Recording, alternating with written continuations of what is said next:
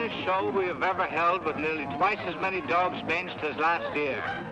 Refreshments are being served at the marquee at the west end of the grounds. Buffons ready in ring number 2. Next event, number 729. Collies bred by exhibitors. Have your dogs ready. Quiet, please, during the judging. Attention, please. Judging in ring 1. Event number 728. Scottish Terriers, American bred dogs. Great Danes in ring number 2. Great Scots in ring number 1. This is number 292, Captain McTavish, shown by the owner, the well-known fancier, Mr. Philo Vance, whose kennel comprises some of the finest campaigners in America. That's fine, Mr. Now smile, please. Cup to your right. That's great. Sorry, boys, but these are not trophies. Hold it, please. Hold it right there. Thank you. Thank you so much. Mind if we go now? I can stand one dog, but this bedlam is getting on my nerves. Don't be impatient, darling. We'll have plenty of time for dinner.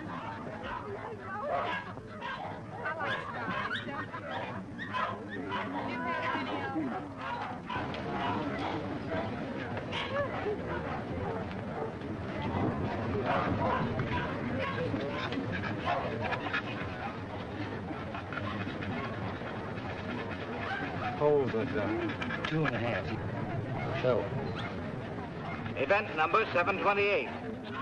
The blue ribbon won by Gillespie of Heatherstone. Dundee Deviler is runner-up, and Midlothian Gentleman receives the special. Better luck next time, Mr. Vance. Don't be downhearted, Captain. You're still champion with me. Maybe we'll have better luck in Italy, huh? Tough luck, Vance. I was hoping to have the pleasure of beating you tomorrow. Oh, thank you very much, Mr. Cole. Perhaps you'll get stiffer competition from Sir Thomas MacDonald. Perhaps.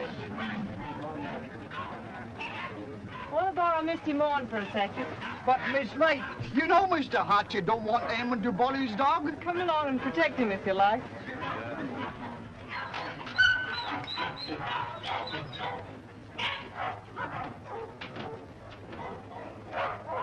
That's enough, Sir Thomas. I wouldn't take off another whisk. I think you're right, Sandy. Get ready. Hold it. Thanks. There you are, Gilly, laddie. Hello, Hilda. Hello, Tom. Well, what's the idea? Thought we'd do a little private judging. I don't imagine your uncle would particularly approve of this. I'm sure he wouldn't. Hold him a minute, Sandy. Let's take a good look at him. All right. Come on, I'll see. What me tail?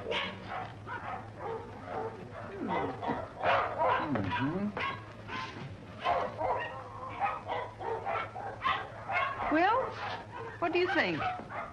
I think it's a pretty close thing. But I'm not worried. Eh, Sandy? I think you bet he's safe, sir. Here we are, sir. What the devil do you think you're doing, Hilda?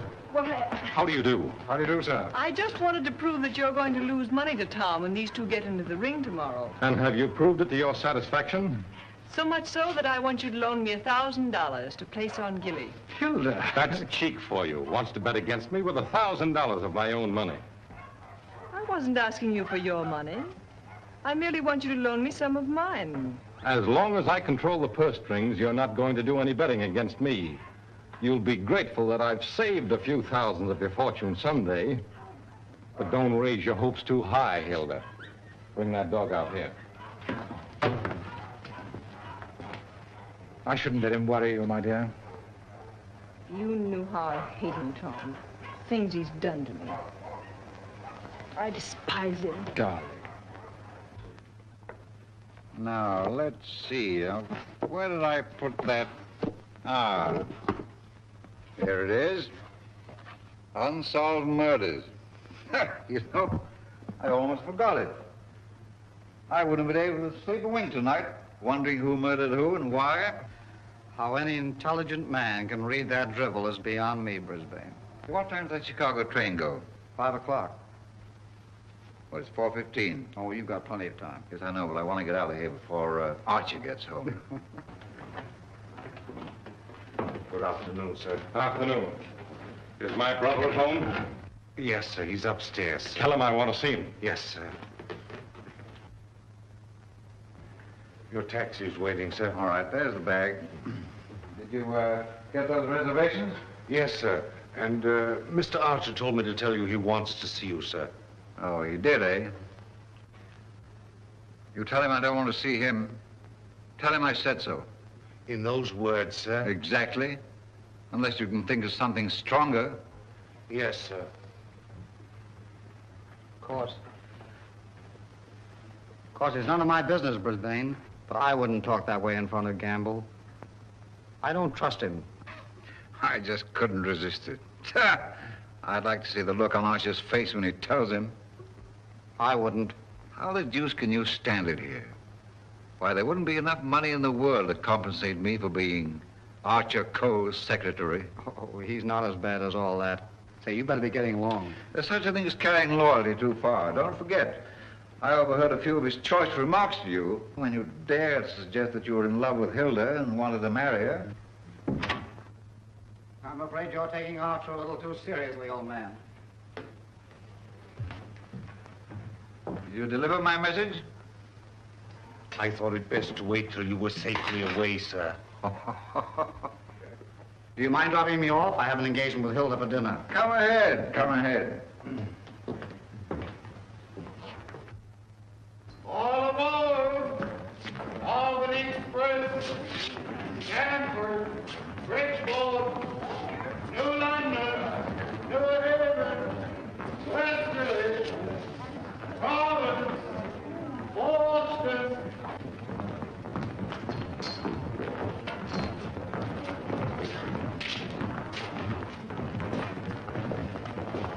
Here's Sir Thomas MacDonald New.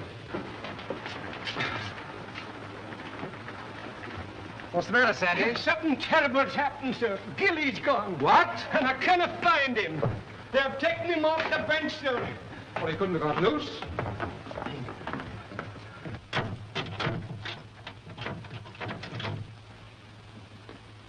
He didn't break that lock himself, either.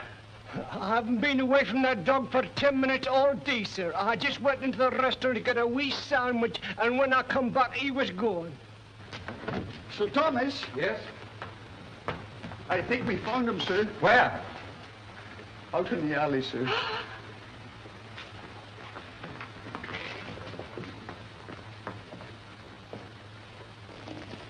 This way, sir.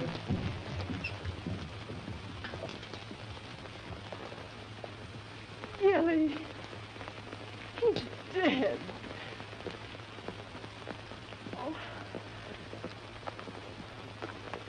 I'll kill the man who did this.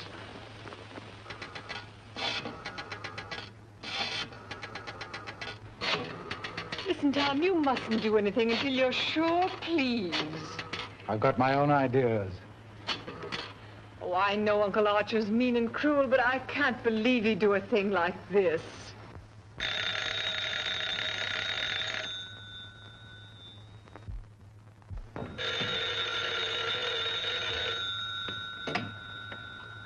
Hello?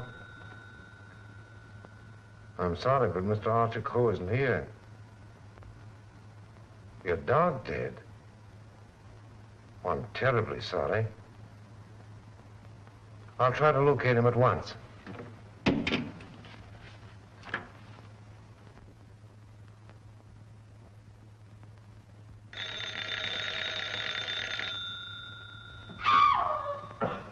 Go away from me, you.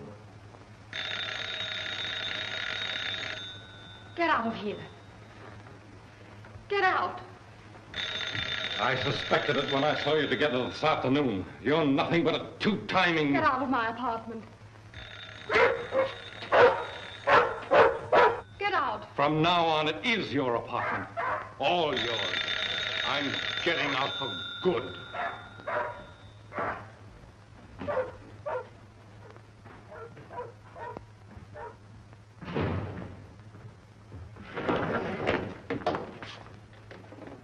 Ah, Mr. Coe. My dear friend, Yes, I see you are. Pardon? Yes. Oh, I am, how do you say it, Tanto allegro. I came to see you. I have received a cable from Milan authorizing me to complete the deal for your Chinese collection and confirming the price of $117,000. Means decorations and all that sort of thing from a very grateful government, I suppose. Oh, un momento. But it's no good now, of course. I've changed my mind. Oh, but you have promised me. You can't go back on your word. What will I tell my people? What will I say? Pity you didn't think of this before. You might have been a little more discreet, eh, Grassy? But you have signed a contract with me. Too bad for you. It's still at my home, in my safe. Oh, but you will. Most certainly destroy it. Tonight. I'll tell you what I'll do. I'll give you Miss Delafield for nothing.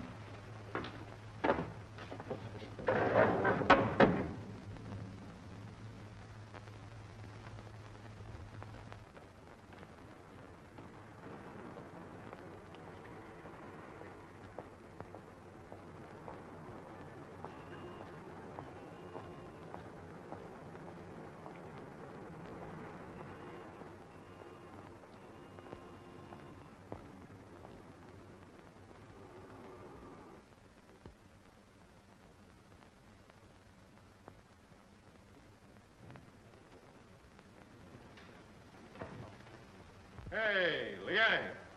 Out of the gain, eh? I was led to believe that the cook's place is in the kitchen. The next time I shall... I have been expecting my dismissal, Mr. Cole. We have served our purpose, these priceless treasures and I. I overheard Mr. Reed saying you were preparing to sell this whole collection. You've been listening at the keyhole, have you? You cannot sell them, Mr. Cole. Do you think I would have dishonored my ancestors, perjured my soul, cheated my own countrymen to acquire these for you, had I not believed that you would reverence them as I do? That's the worst of your race, a pack of mawkish sentimentalists about your ancestors. I don't need you tonight. Go on, get out.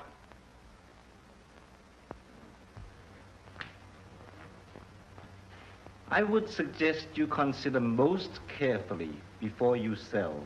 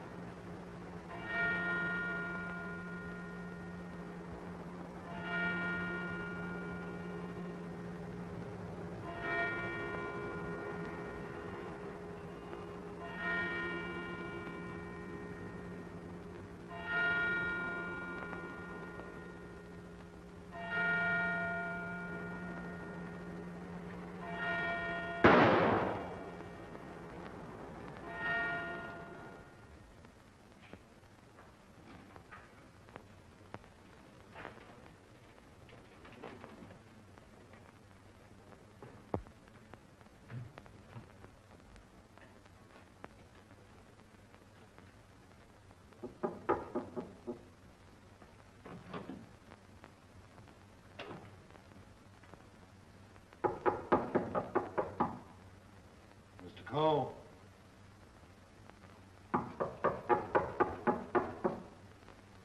Mr. Cole.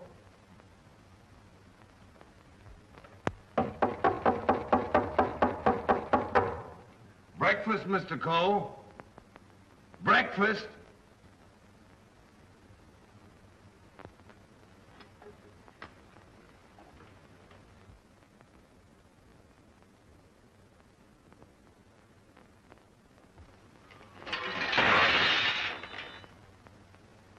Mr. Reed! Mr. Reed! Mr. Reed! What is it, Gamble? Mr. Cole, Mr. Archer Cole has killed himself. Killed himself? When? How? He's sitting in there like, and the door's bolted. You're positive? Yes, sir. In his bedroom. Phone the police. Yes, sir.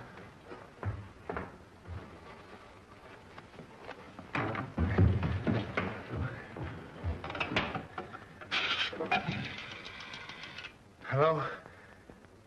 Give me police headquarters, quick. Homicide, Sergeant Miller speaking. Wait a minute. I don't get you. Take it easy. All right, and then I get worse. Suicide. Suicide? Wait a minute. You're not going to run out on this hand. Yep. Who? Archer Cole, 98 East 71st Street. Okay, I got you. Is that it, Sergeant? Yeah. Well, goodbye, Ernest. Sergeant, heed to you, Cub. Kick in with that 6 bits. Oh, relax, will you? This is your case, Sergeant. You better get the boys out. 98 71st Street? That's right. All right. Come on, Snick. Tell Dr. Amos to hurry right out to 98 East 71st Street. Did you say east, Sergeant? East, yes. I got it. Daily Mail?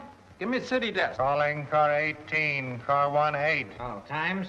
Charlie Adler. 98 East 71st Street. Last night, Archer Cole committed suicide. Proceed immediately and call your station for instructions.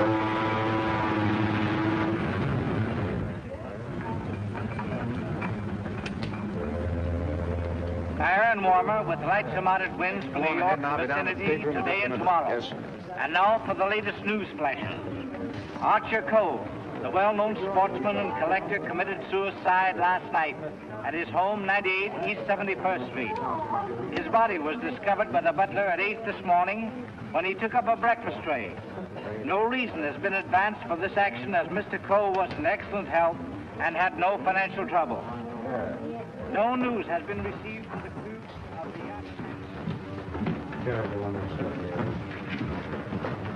the... Is the land phone still connected? Yes, sir. But it will be disconnected in about 2 minutes, sir.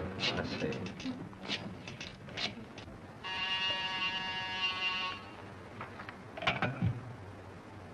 Hello?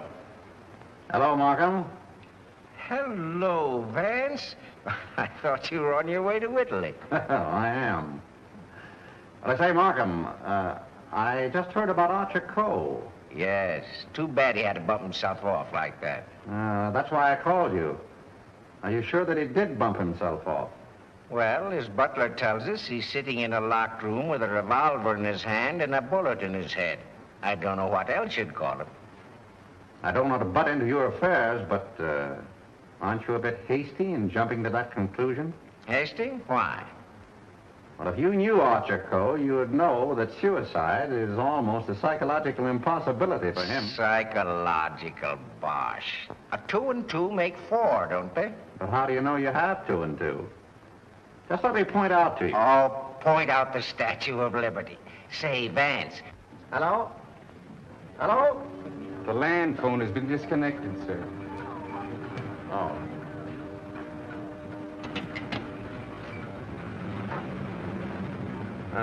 Will you have my luggage brought up? Yes, sir. Steward. Just have them send it ashore. I've decided not to sail. Sir? Vance, you've been right about a lot of cases in the past, but I can't help smiling at you getting off that boat and giving up a swell trip all because of a hunch. As a matter of fact, Markham, it was more than a hunch. Huh? It just so happens that I talked with Archer Cole only yesterday. What? Where? The Long Island Kennel Club. You know, I can't conceive of a man on the verge of suicide being very deeply concerned over winning a championship at a dog show, can you? No. What do you mean? Simply this. As late as yesterday afternoon, Archer Cole was looking forward with the keenest anticipation to winning a blue ribbon from Sir Thomas MacDonald today. Sir Thomas MacDonald. Say, wasn't it his dog that was found dead last night? Right?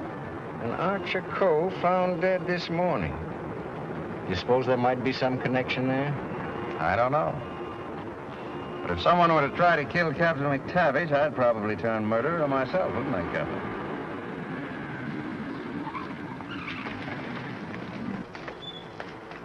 Hello, Mr. Markham. I got your message to hold everything up. What's the idea? Hello, Mr. Van. Good morning, Sergeant. Well, it's been a long time. Several years.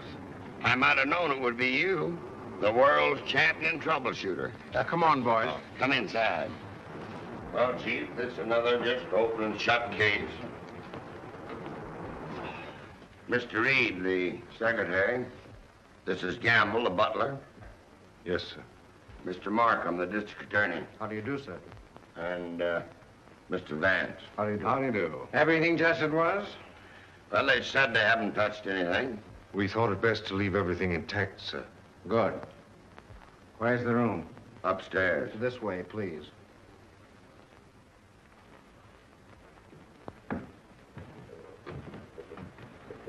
You've been in Mr. Coe's service long? About 3 months, sir. And before that? Why, unfortunately, I was unemployed, sir. This is it, sir.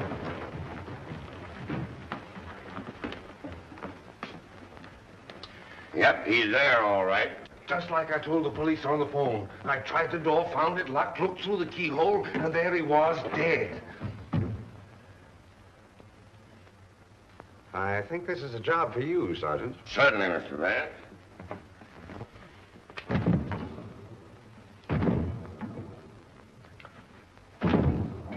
Well, Hennessy, what are you standing there for? Your health? This takes beef. All right.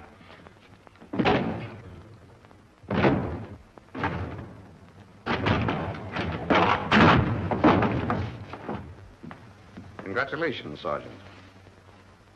What is this, a bedroom or a museum? More junk here than in a Chinese josh house.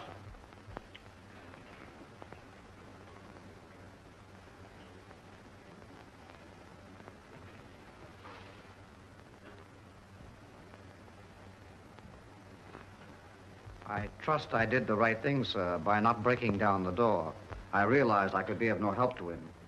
Oh, he's been quite dead for hours. Bumped himself off, that's plain enough. Certainly looks that way, Vance. I'm afraid your trip was spoiled for nothing. I think not, Markham. This may prove far more interesting than a trip to Europe.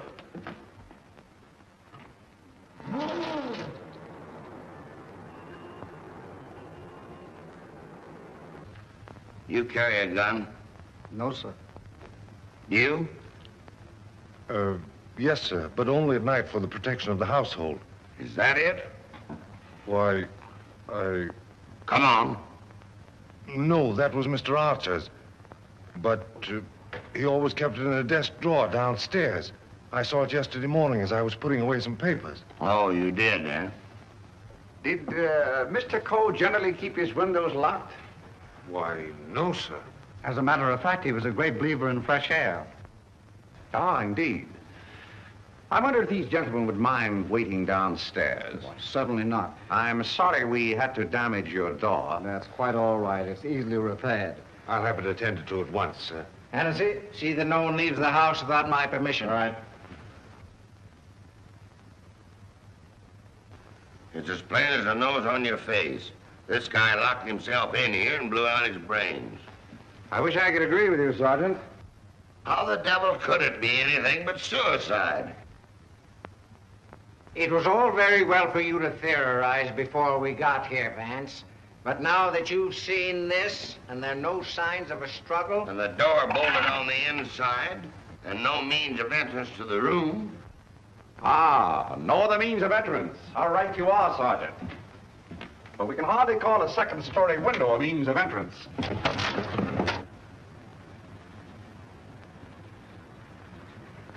And nothing here that even a human fly could crawl on.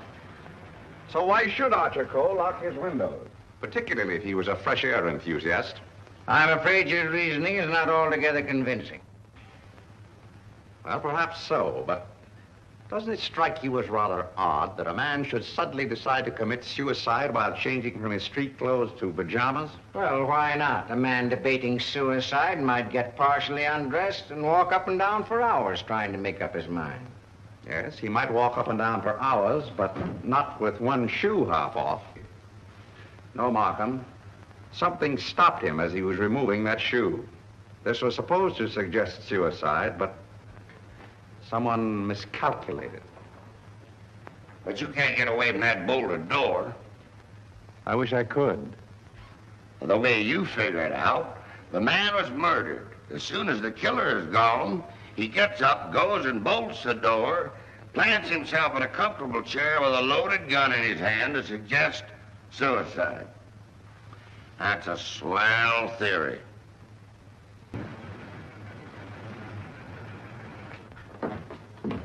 Hello, Gamble. What is this? What's happened?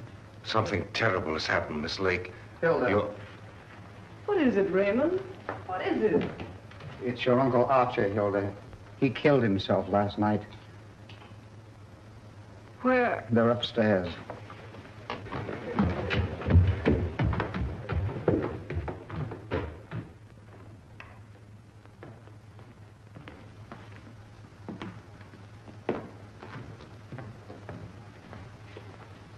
Hey, don't touch that body, miss. Oh, Mr. Vance. How do you do, Miss Lake? This is Mr. Markham, the district attorney. How do you do? Miss Lake, he's Coe's niece. I'm sorry, Miss Lake, but you mustn't touch anything until the medical examiner arrives. It's against regulation. Is it also against regulations to tell me what's happened? We arrived only a few moments ago. We found your uncle as you see him. It has every appearance of suicide. I doubt it. Do you know of anyone who would have reason to kill your uncle? Yes, I had for one. Why, Miss Lake? Because he stood in the way of everything I wanted. He made my life miserable because he held the purse strings.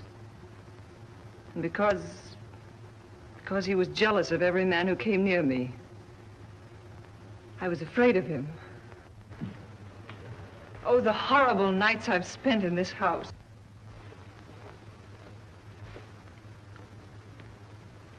Are we to accept your comments as a confession of murder, Miss Lake? Look here, Markham, that's ridiculous. Please, Raymond. I think I can handle this situation myself. When we found your uncle, Miss Lake, the door was bolted from the inside. Bolted inside? Oh. Maybe he did shoot himself. Can't you make up your mind? Do you know of anyone else who felt as you do about your uncle? Practically everyone he came in contact with. He was ruthless. He wanted his own way in everything. I imagine there are plenty of Chinese who will be glad to know that his collecting days are over. Ask our cook. I shall. Can you think of anyone else? Well, Uncle Brisbane shared my feelings toward him, I'm sure. Where is this Brisbane guy? Maybe he decided to do something about it. That's impossible. He's on his way to Chicago. He left on the 5 o'clock train yesterday afternoon. He'd be just about getting there by now. Well, you'd probably like to wire him, wouldn't you? Why, yes, of course. Is that all? For the present, yes.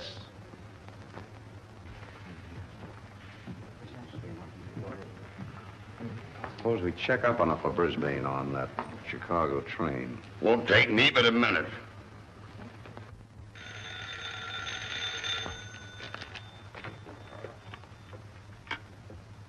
Hello? Come on, Simpkin. Get your feet off the boss's desk and jump down to Grand Central.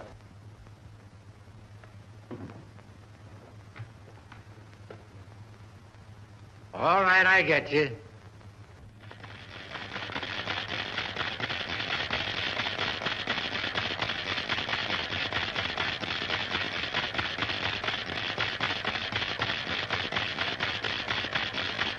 Yes, Mr. Heath. Langham Hotel, Chicago? Yes, sir. I'll rush the call. Hold the wire, please. Oh, yes, Mr. Heath. We're expecting Mr. Brisbane Coe this morning. Oh, yes, he wired for a reservation last night. Thank you. Goodbye. Yep. He took the 5 o'clock train, all right. Good. You know, there's a few things I'd like to find out about this girl, Hilda Lake.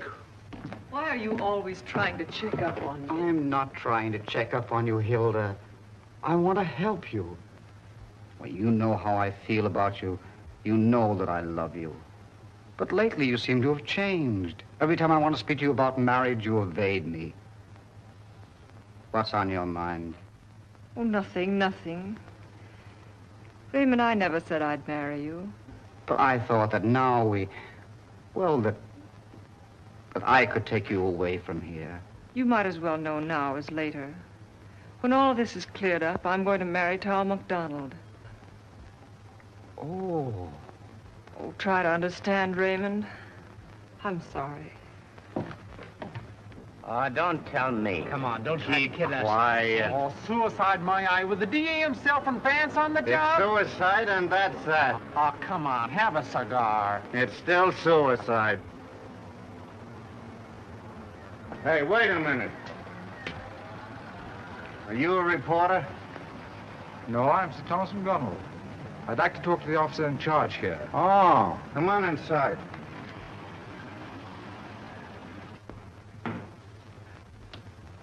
Tom! Why didn't you stay away from here? And leave you to face this thing alone? But you promised me last night you wouldn't come here. Won't you go, please? I can bluff it through. I don't want the police asking you questions. I know all the answers. Oh, but please go for my sake. Well, let's forget about it, shall we? It's too late now in any case. The police are guarding every entrance. Wait a moment. You can cross through that yard and get to your apartment. No one will see you. Take the first boat to England and I'll join you as soon as I can. Watch out for those newspaper men, Sir Thomas. They're even deadlier than the police. I had no intention of leaving. Ah, good. Oh, by the way, I was sorry to hear about the death of your dog last night. Oh, thanks. You didn't by any chance discuss it with Archer Coe, did you? No. If I had, I might have killed him. Well, did you? That's your problem. Yeah, man, I want to see. And then you, Doctor? How about a statement now? Give me a chance. Oh, wait a minute. I'm a doctor, not a magician.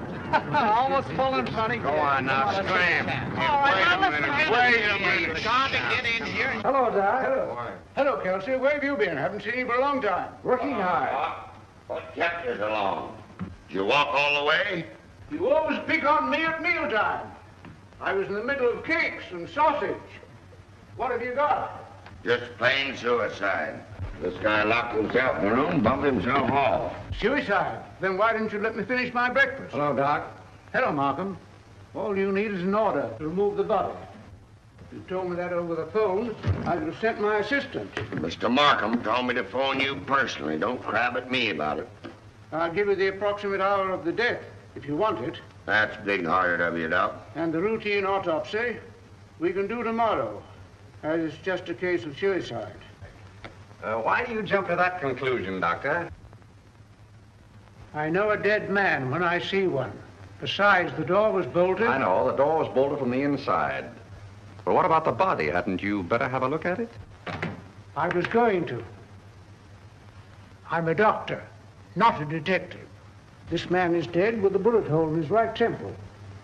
He's holding a gun in his right hand. Just the kind of wound that might have been self-inflicted. The position is natural, and the door was locked on the inside. Well, let me see. That's strange. Did you find something to disturb you, Doctor? Plenty. There's blood in his mouth, and he's got a skull fracture from some club-like instrument. Now, what about the bullet wound in his temple? There's no blood there. That's so. Gentlemen, when that bullet entered this man's head, he had been dead for hours. Can you place the time of his death? I'd say from 8 to 12 hours ago. Would you say that the revolver was placed in his hand before rigor mortis set in? Yes. Did he die from the effects of the blow on the head? No. Probably rendered him unconscious for a while, but that wouldn't have killed him. Not powerful enough. The blow didn't kill him, the bullet didn't kill him, and yet he's dead. Suppose we try to find out just what did kill him. Glad you thought of that, Mr. Vance. It's not a bad idea. Perhaps I'd better take another look. All right,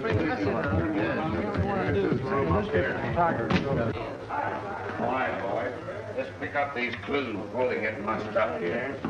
Thank you. Just a minute, Doc, please. Ready?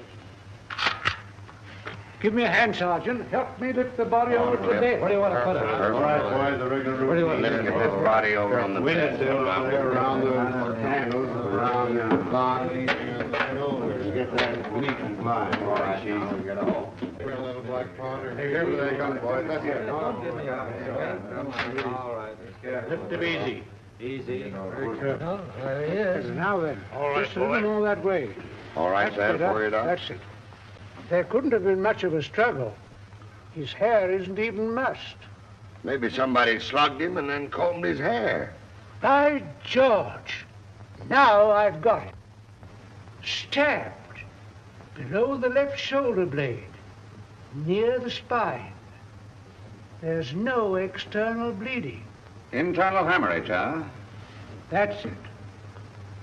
What do you think of the suicide theory now, Sergeant? Well, it's slightly complicated for him to shot, slugged, and stabbed himself, particularly in the back. Yes, very complicated.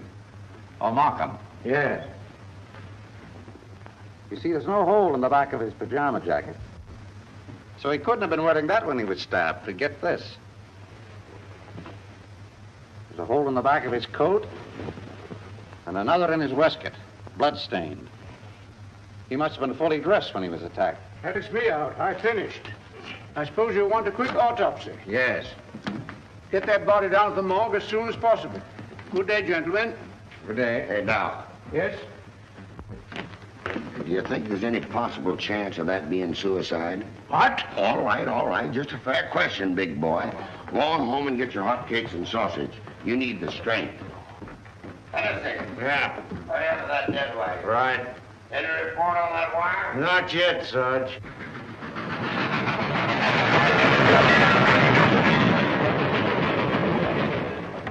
Send a wire to this guy Markham, 98 East 71st Street, New York City, and tell him, Brisbane Co. not aboard this train. Wallace, conductor, train number 7. Sit down.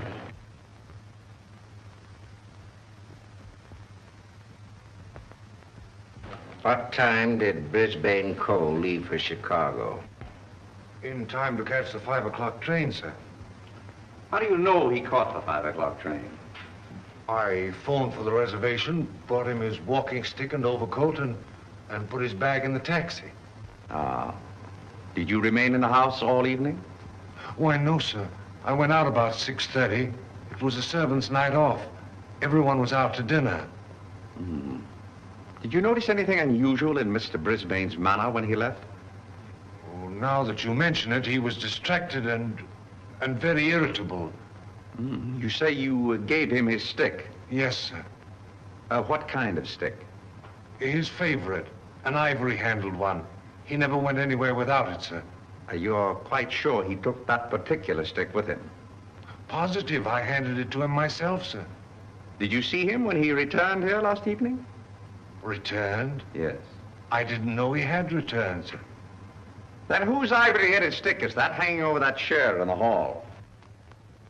I don't know, sir. I swear I don't know. Sit down. Steady, Gamble, steady. Is this it? Is it? Yes, sir. I can't understand it. I suppose you saw nothing of his bag. Why, no, sir. Well, if he brought his cane back here, what did he do with his bag? Ah, very good, Sergeant. That's just the point. He undoubtedly left it somewhere. But where? I should think the most logical place would be the check room at the Grand Central Station. What kind of a bag was it? Just an ordinary pigskin bag, sir, with his initials BC on it. Is that it? Yeah, that looks like it. There's your police department receipt. What time was this check? 4:45. Thanks, pal. Okay. Well, here it is. Put it here. Did you examine the contents? No, I brought it right up here. I'll open it. Did you find out what time this was checked? Yeah. There you are. 4:45. He must have gone direct from the house to the station. Did the attendant remember who left this? No, he said there was so many of them, but most of the time he didn't even notice the people.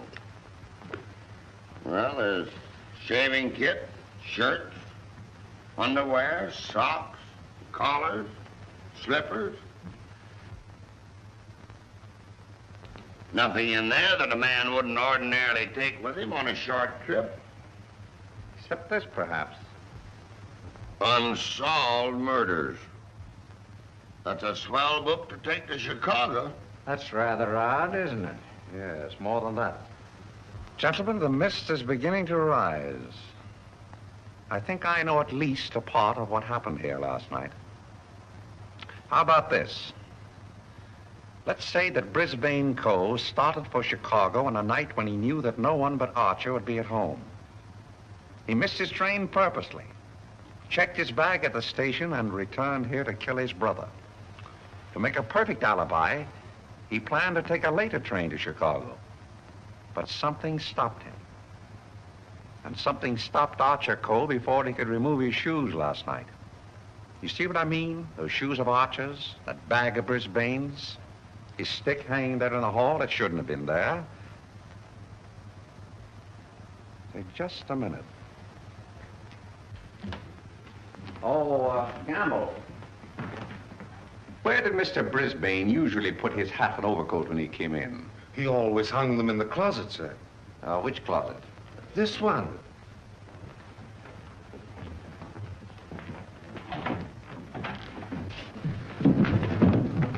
Oh!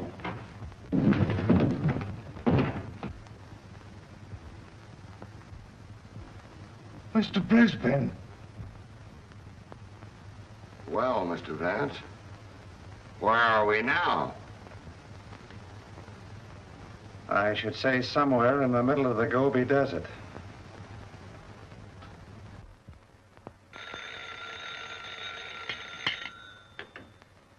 Hello.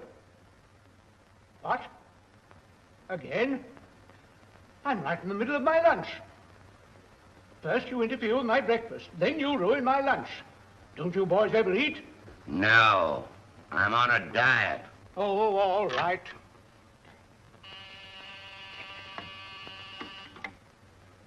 Hello. All right, I'll attend to that later.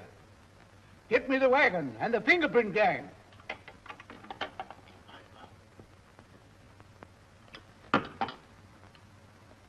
Just a minute, fellas. One side, please. Just a moment, please. Ready? That's all. All right, go ahead.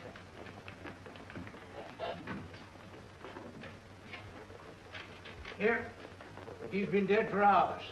And me thinking all the time he was playing possum. Well, there are too many people in the world anyway. Mr. Vance, this is just ordinary junk. I'm afraid so. And I'd rather hope for something important. Which one of the two victims died first, Doctor? Archer Cole, I think. This one a little later. And the weapon? The same, sharp and narrow. Second, tag and list these. I think I better fingerprint everything inside and outside here. Right, Captain. Hennessy. Yes. Look for a sharp, narrow weapon. Right. Found something? Why, it looks like fishing tackle. It's tackle, all right, but not fishing. Markham, we're dealing with a shrewd brain. The technique of this crime was very cleverly worked out. But something went wrong. Sergeant, here's your order for the removal of the body. Thanks, Doc. So long. I want food. Well, nobody's stopping you. And if you got any more corpses, bring them out now, will you? I can't be running up and down here all day. What do you mean running up and down all day with that swell car the city gave you? Oh. Nothing upsets the doctor.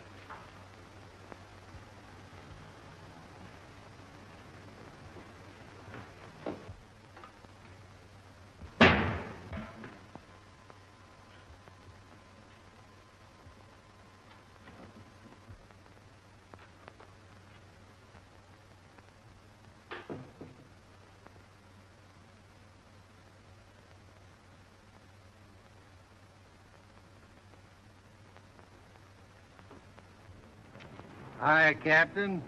Going in to take charge? Well, if you hurry up and solve this case, maybe I can go home. Come on. I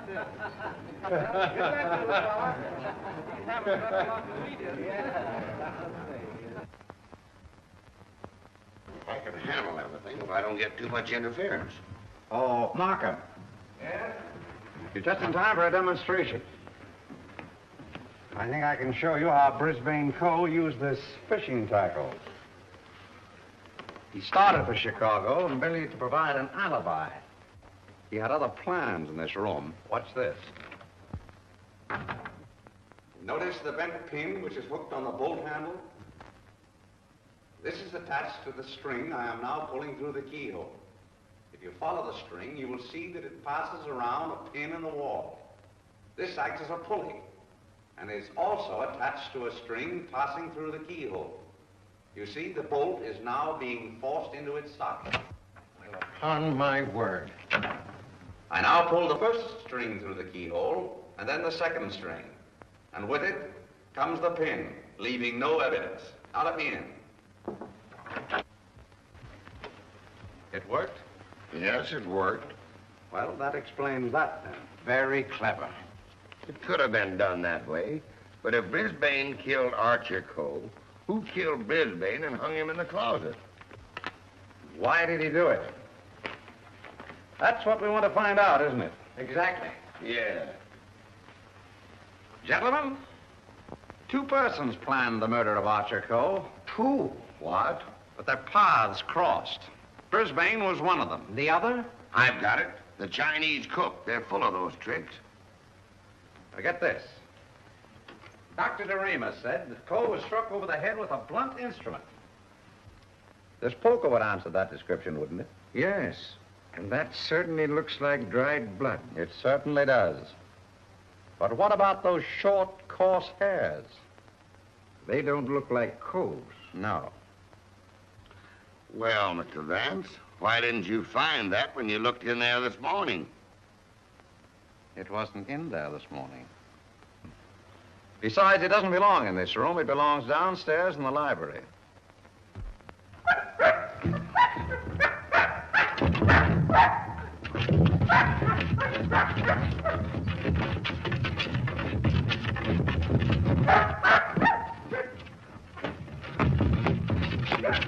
That you, Captain?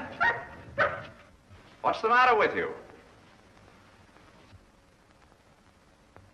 What is it, Captain?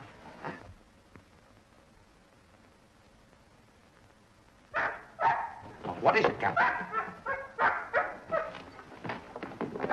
Are you all down here?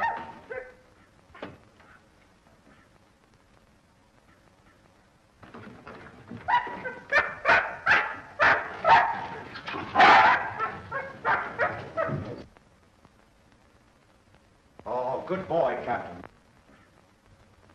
This dog's been struck a nasty blow. That explains the coarse hairs on the poker. Whose dog is this? I don't know. I mean, I've often seen it in the vacant lots, sir. Just tell the truth, Gamble. Yes. Why don't you? It belongs to the lady next door, sir. Hennessy, get that fellow to a vet as fast as you can, will you? Yes, sir.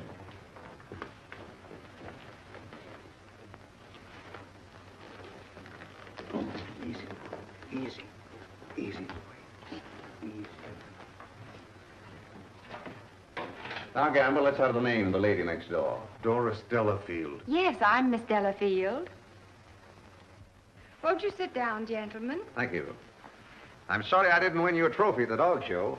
You're quite a fancier, aren't you? Yes, somewhat. I'm interested in one of your dogs, the Doberman. You mean Figaro? I wonder if I could have a look at him.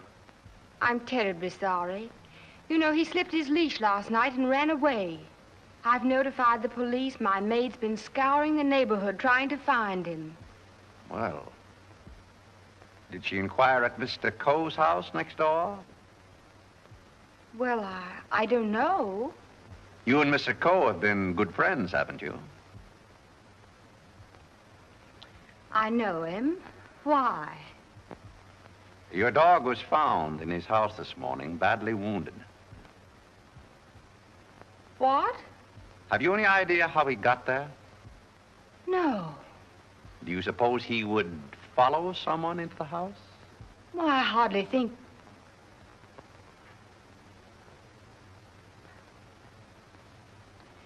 So what are you driving at? Mr. Archer Coe and his brother were murdered last night. Murdered?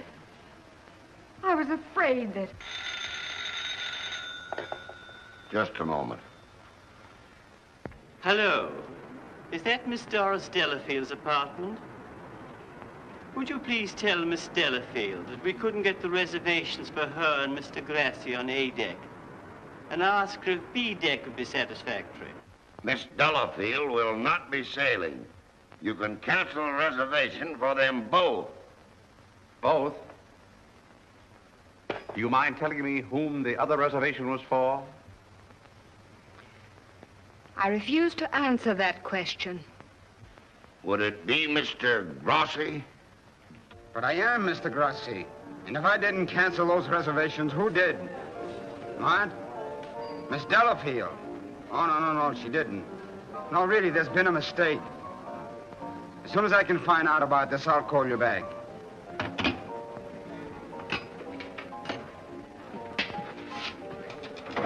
I don't think you'll find Miss Delafield at home just now. And as for the cancellation of your steamship reservations, we regret very much that it was necessary. What are you? This is Mr. Markham, the district attorney. Oh, I'm honored, but I'm afraid I don't quite understand. It's about this. As a matter of fact, Mr. Coe didn't commit suicide. He was murdered. Murdered? Would you mind coming along with us? Just a little matter of comparing fingerprints. No, not in the least.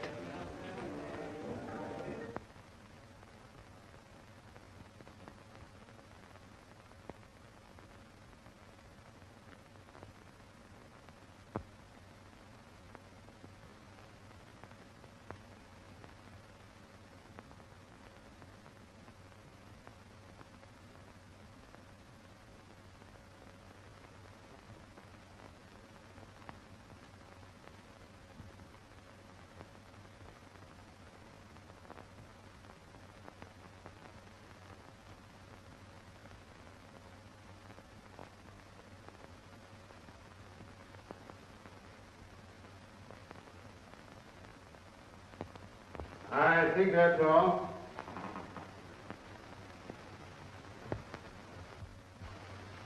Found anything yet? The one taken from the doorknob is too blurred for identification, but this one is very clear. It appears to be that of Liang, the Chinese cook.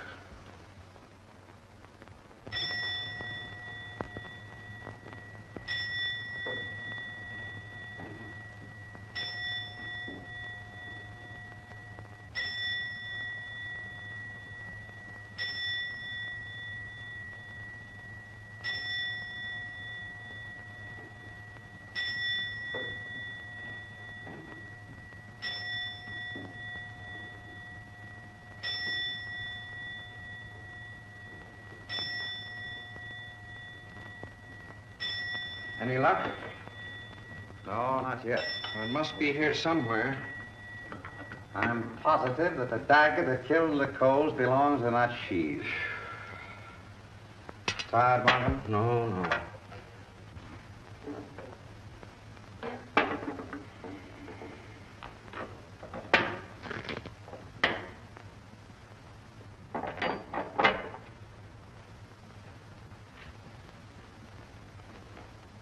Well.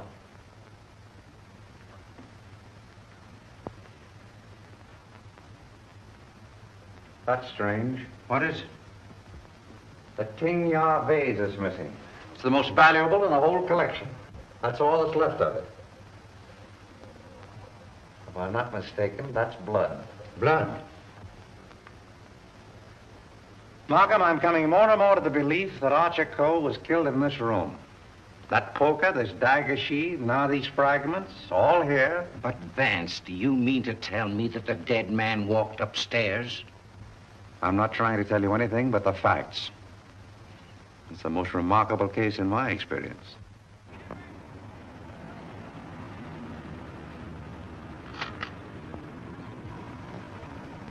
Find anything, Cap? Yes, sir. Plenty.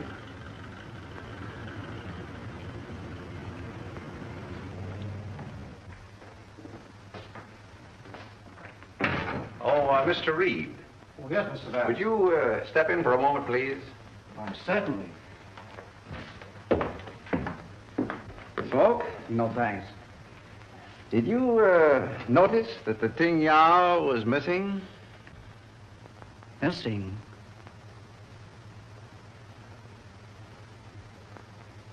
Why, it was here yesterday evening. At what time? At about 6:30 or 7 o'clock. I came back to talk to Mr. Cole. About what? Well, as a matter of fact, I wanted to quit my job as his secretary. Oh, you'd been having some difficulties with him? It was rather a personal matter.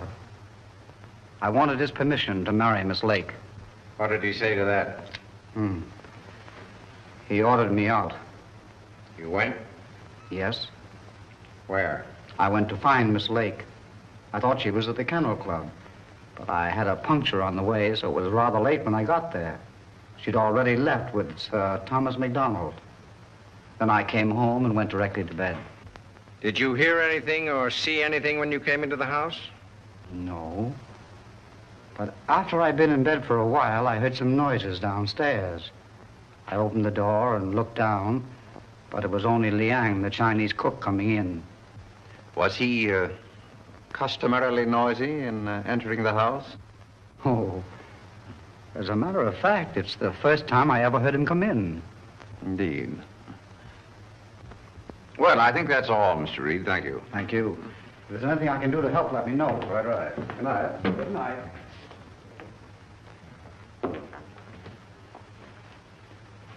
I think I'd check up on that Kennel Club alibi. I will. You might have those fragments checked for fingerprints, if you will. Yes. Meanwhile, I'll do a little exploring in the kitchen.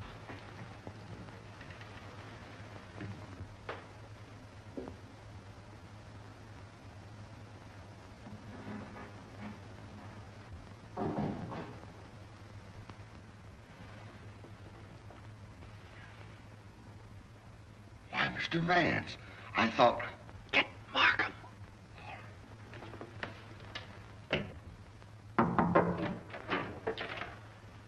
Mr. Liang, I believe. You're the cook. Me cook.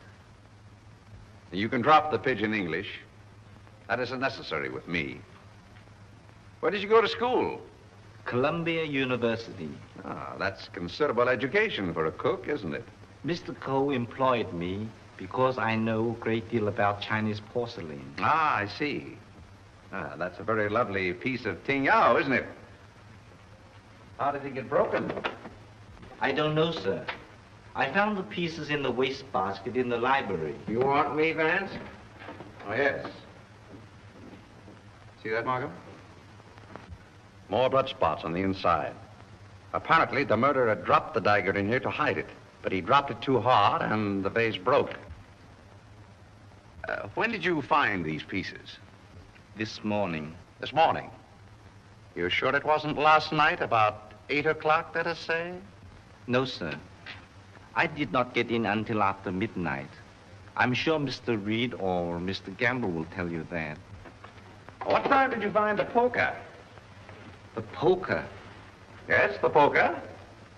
The one you hid in the Chinese chest in Mr. Archer's room this afternoon. But I don't know what you mean. Oh, yes, you do. I was behind the door in that room when you hid it.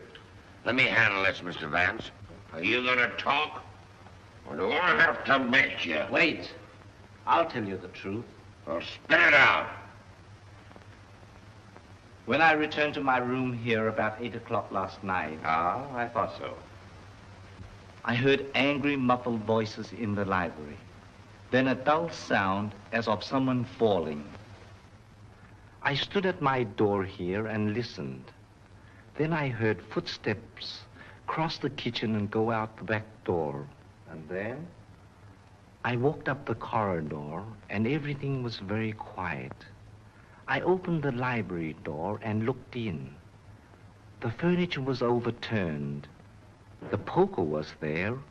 The desk was disarranged and the valuable Tengu vase was broken. I thought must be something wrong.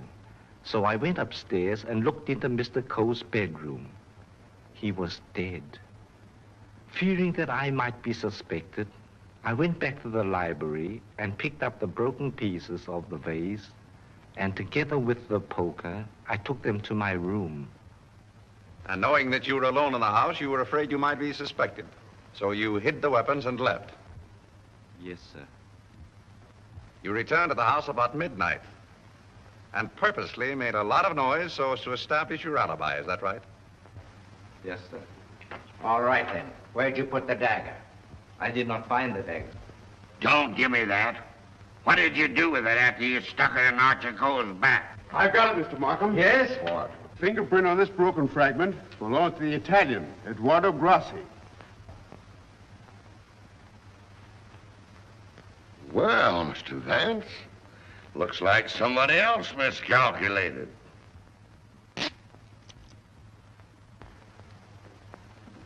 Yep, it fits.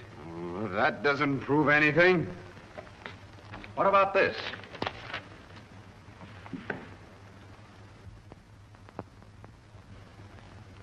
Where did you get it? It was in Archer Cole's pocket. What were you doing outside the drawing room window last night? I wanted to be sure that he was alone. Why? For weeks we had been negotiating for the sale of his collection to the museum at Milan. It meant everything to me. He kept raising the price, but on Monday we came to an understanding. And I cabled the museum that I had succeeded. And last night he turned me down because he saw me with Miss Delafield. Let me explain. Archer was extremely jealous of me. Well, you can't blame him for that. You went there to threaten him, didn't you? Which I had every right to do. I told him I would use any means to make him fulfill his contract. He laughed at me, said that he would smash every piece in his collection before he'd let me have it. So you picked up the poker and did a little smashing on your own account, eh? I did not. Let me have that fragment, will you? Thank you. You know how that was broken? Tignol vase? With blood stains on the inside and your fingerprint on the outside. I don't know. Sergeant, I think you better book him. Right. Thank you. Come on. Let's get out of that monkey suit. Let's get going. Come on. Don't worry, I'm not running away. You telling me?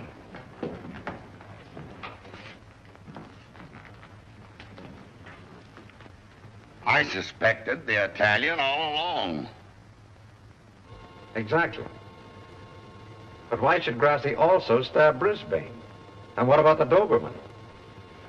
You see, Markham, we have nearly all the pieces of the puzzle, but none of them seems to fit. Here we are. This isn't it. This is the basement. I know. Come on. I just want to see where this goes.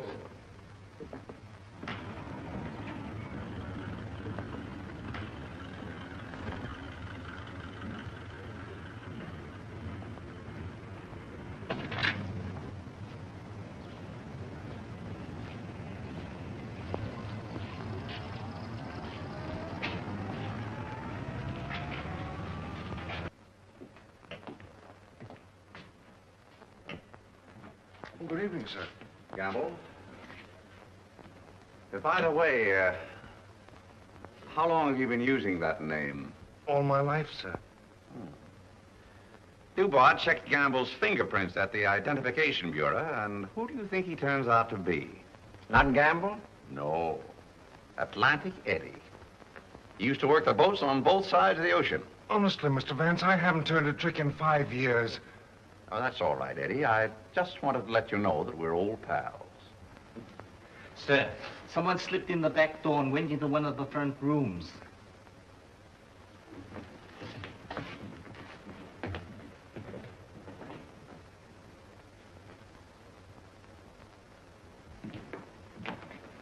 Well, Miss Delafield, Don't be surprised, gentlemen. I'm used to coming in here like this. You seem to know your way around here pretty well. As the district attorney, you're responsible for this case, aren't you? That's right. Well, I'm tired of detectives. I'm tired of being spied on. All you want to know is who killed Archer Coe, isn't it? Naturally. Well, I did. What? Yes. And there isn't a jury on earth will convict me when they hear my story. You don't believe me, do you?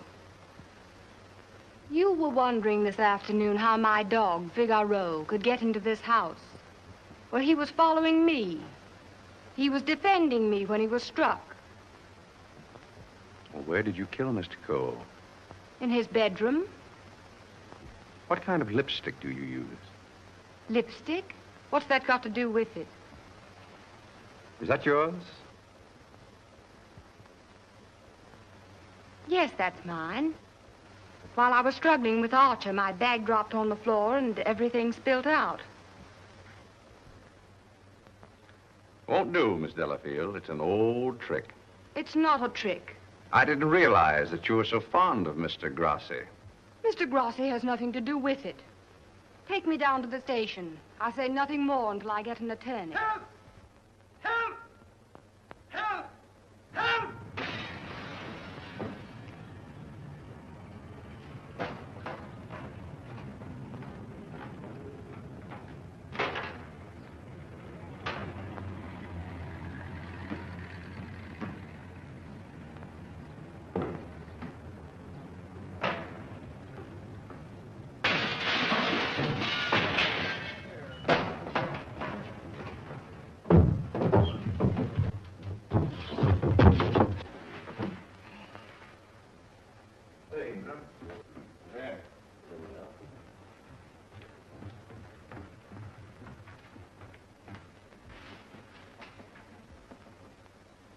This guy's been stabbed, Hennessy.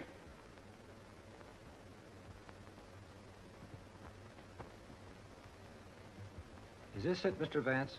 Yes, that's it. Thank you very much. First you spoil my breakfast. Then you break up my lunch.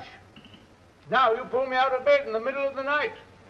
And this fellow not even dead. Why don't you put that in your report, Doc? Of course, fingerprints would never pick up on that silk handle. But it fits perfectly. Where did you find it, Sergeant? Under the bed. Congratulations. That's all right, Mr. Vance. 3 crimes with the same weapon, Markham. Tom, what is this? What's happened? I don't know, dear. Somebody stabbed me. Is it serious, Doctor? Oh, no. I gave him 3 grains of sodium amytal to quiet his nerves. He'll be all right. I'd like to rent a room here till they finish this case.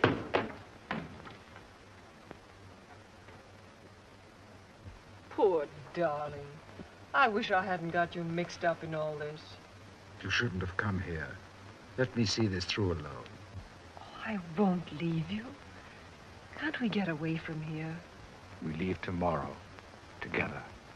Well, what do you think about it, Doc? Well, the thrust punctured the median basilic vein and caused a hemorrhage. Could the wound have been self-inflicted, Doctor? I'm the city butcher, not a detective. Don't bother me with any murders after 3 tomorrow. I'm going to the World Series. Hey, Doc, phone me the score between innings, will you? Get these people out of this. What are they waiting for? Just want to ask you a few questions, Sir Thomas. You say that when you were stabbed, you saw nothing, huh? That's right. It was dark. I heard a noise and jumped out of bed. Somebody threw a chair and just missed my head and struck the window. I shouted for help and ran towards the door. Then I felt a sharp pain in my arm as I lost consciousness. Knife by a ghost. That's a hot one. I think he done it himself. How dare you, sir? That's not fair. Do you know anything about that? Where'd you find it? Under your bed. I never saw it before. Yeah. Like I never saw a pair of handcuffs. You've no right to question him now in this condition. Rather funny.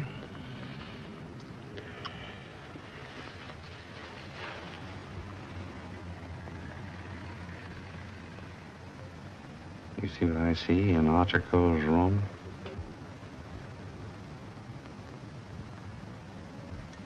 I have a suspicion that whoever killed the Coes came from this house. Probably from this room.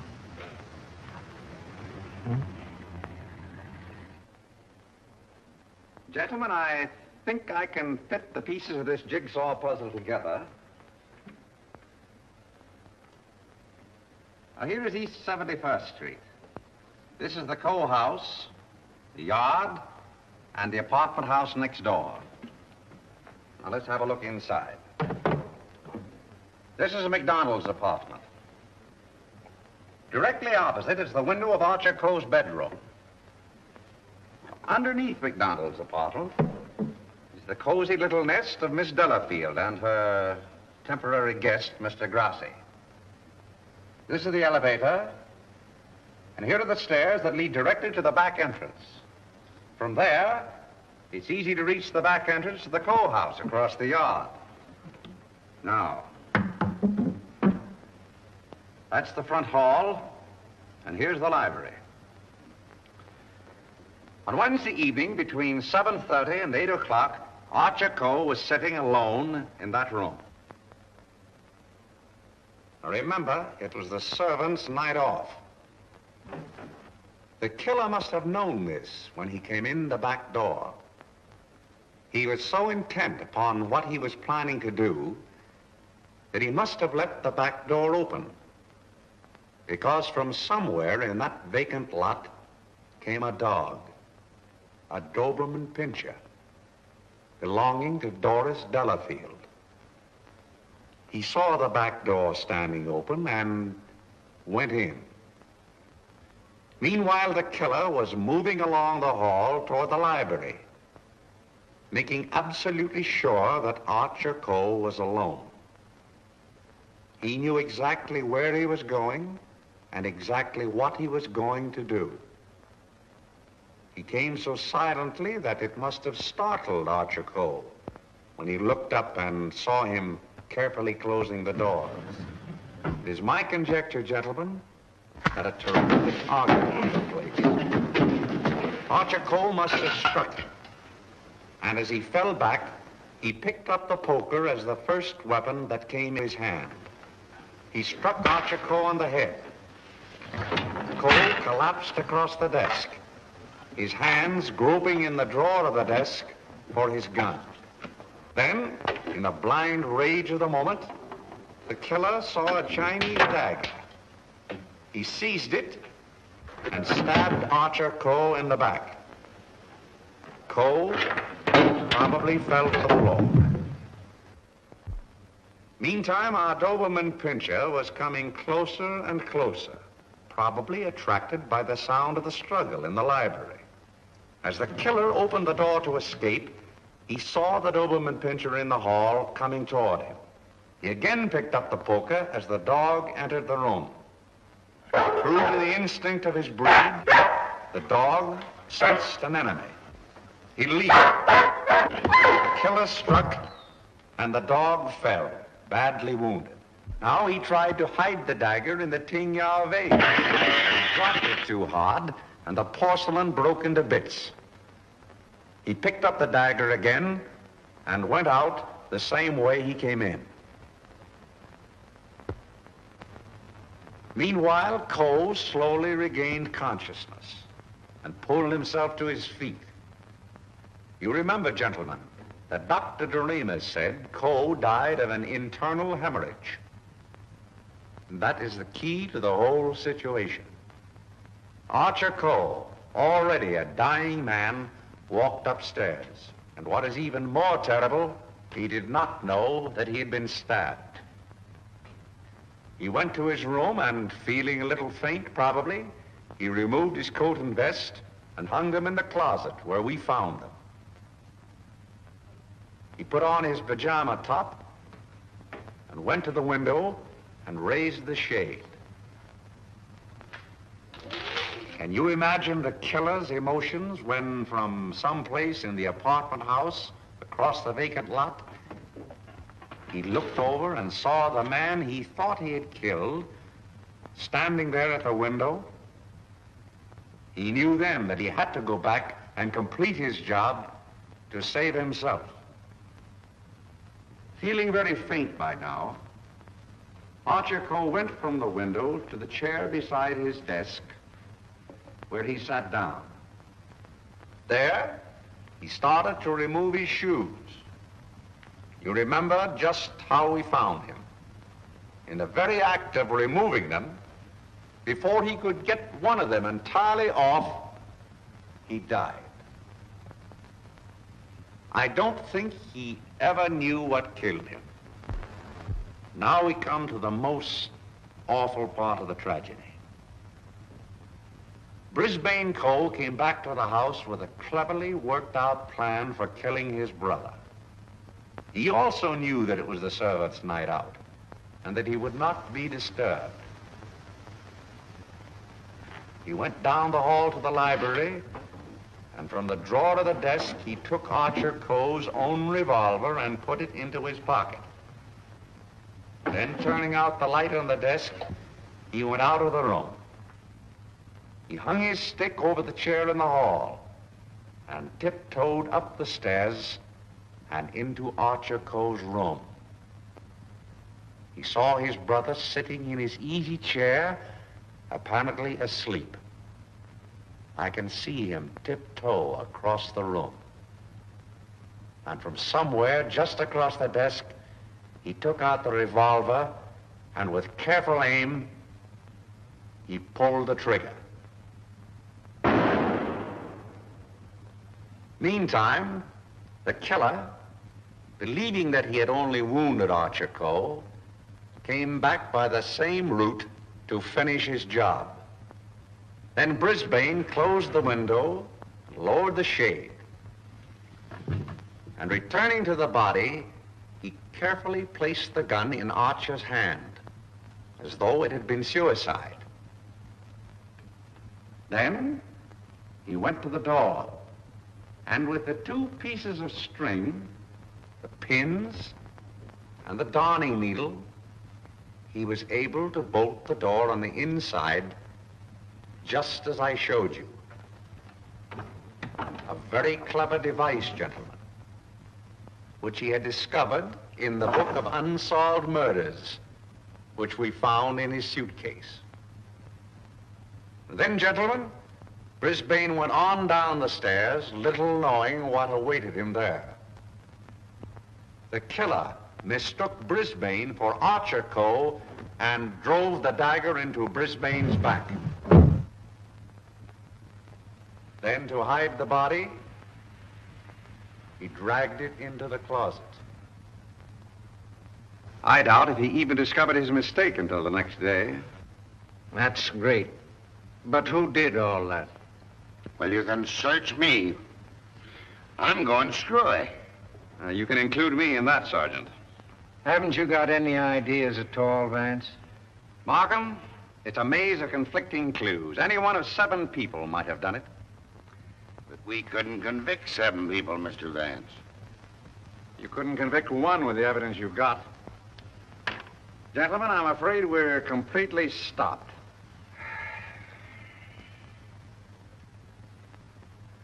Licked. Well, I hate to admit it, but it looks that way. Vance, in all the years we've worked together, I never heard you say that before. I know. I'm sorry, Markham. Well, what are we going to do about it? I don't know. Are you sure you checked up on all the alibis? Every one of them. And you've gone over the fingerprint situation with your boy? Yes, sir. Well, we've slipped up somewhere, Sergeant. But there must be something that we can get our teeth into. Markham, I suggest that you dismiss this case. What? Dismiss it? Yes, turn all the suspects loose. I can just see all the newspapers in this town screaming for a new district attorney. Well, we can probably cover you up all right, Mr. Markham. I've said it was suicide all along. Yes, I know. We could put that solution on it, but I hate to do it. All right, Sergeant. Go ahead. Turn him loose. Turn him loose? Yes. Well, Mr. Vance, this is once we're both stuck.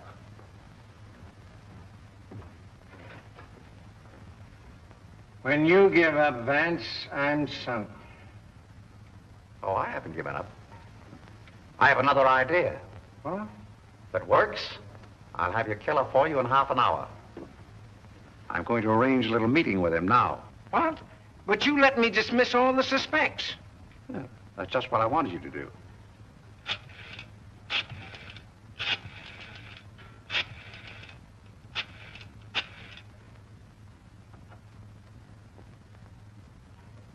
Hello?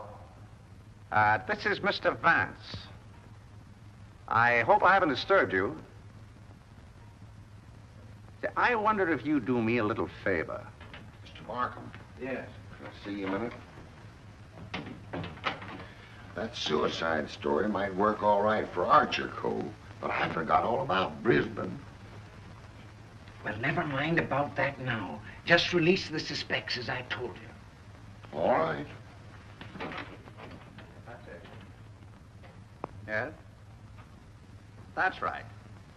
At 4:30. And just get him into an argument.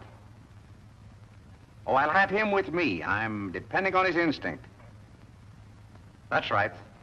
Thanks. If we can catch him off his guard, I think he'll give himself away. Come on, Markham. We've got to get there before 4:25. Mr. Vance. They're in the library now.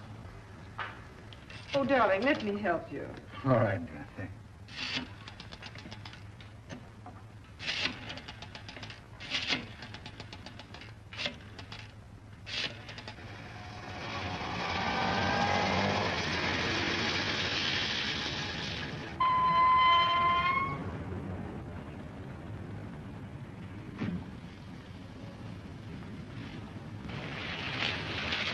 Well, it's the first time we've used bloodhounds in police work since I wore high-button shoes. And red flannel underwear? Oh, I always wear red flannel underwear. So do I. I want your bridal suite on the Coronia. Sailing at midnight. That's right. Thank you. Sailing at midnight. Lady MacDonald. Is it the title that dazzles you so much? Or is it the fortune she'll inherit that makes her so attractive, Sir Thomas?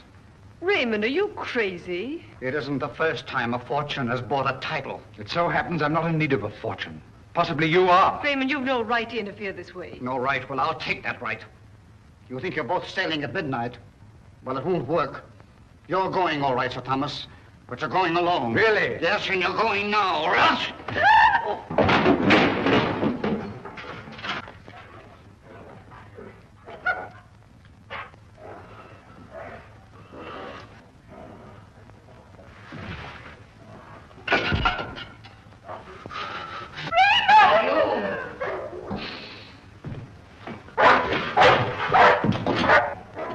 The poker again, huh?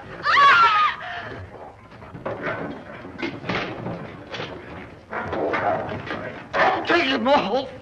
Take him off! Oh.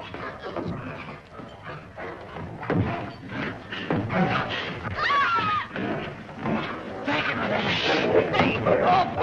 Will you take him off?